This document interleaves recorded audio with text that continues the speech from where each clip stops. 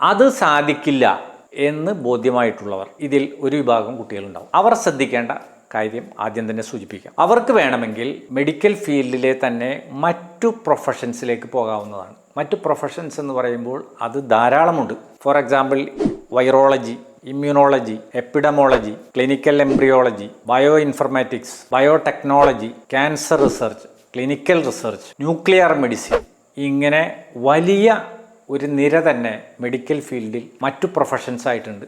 നമുക്ക് പൊതുവെ പരിചയമുള്ളത് MBBS MD ഡോക്ടർമാരെയാണ്, practising ഡോക്ടർമാരെയാണ്. കാരണം അവരാണ് നാട്ടിൽ ഏറ്റവും കൂടുതലുള്ളത്. അവരുമായിട്ടാണ് എപ്പോഴും നമ്മൾ പരിചയപ്പെടുന്നത്. പക്ഷേ ഒരു വൈറോളജിസ്റ്റിനെയോ ഒരു ഇമ്മ്യൂണോളജിസ്റ്റിനെയോ ഒരു പക്ഷേ ഈ കുട്ടികളോ ഈവൻ മുതിർന്നവർ പോലും ഒരു പക്ഷേ നേരിട്ട് കണ്ട് പരിചയപ്പെട്ടിരിക്കണമെന്നില്ല. അപ്പോൾ ആദ്യമായി കണ്ടെത്തേണ്ടത് റിപ്പീറ്റ് ചെയ്താൽ കിട്ടാൻ സാധ്യതയുണ്ടോ?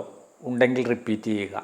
റിപ്പീറ്റ് ചെയ്താലും കിട്ടാൻ സാധ്യതയില്ല, അത്രയും താഴെയാണ്. എന്നാൽ മെഡിക്കൽ ഫീൽഡിൽ ഒരു പ്രൊഫഷനിലേക്ക് അവർക്ക് പോകാൻ വളരെ അതിയായ ആഗ്രഹമുണ്ട്. പ്രാക്ടീസിങ് ഡോക്ടർ അല്ലെങ്കിൽ പോലും മെഡിക്കൽ ഫീൽഡിൽ ഒരു പ്രൊഫഷൻ കിട്ടിയാൽ വളരെ നന്നായിരുന്നു. അങ്ങനെയുള്ള ഡ്രീം ഉള്ളവരുണ്ട്. അവരെ സംബന്ധിച്ചിടത്തോളം അവർക്ക് MBBS MD എന്ന പ്രാക്ടീസിങ് ഡോക്ടർ എന്നുള്ള നിലക്ക് ഉള്ള കോഴ്സിന്, അതായത് നീറ്റിൽ അഡ്മിഷൻ കിട്ടിയില്ലെങ്കിലും തീർച്ചയായും ഈ വഴികളിലേക്ക് എങ്ങനെ പോകാം എന്ന കാര്യം അന്വേഷിക്കാവുന്നതാണ്.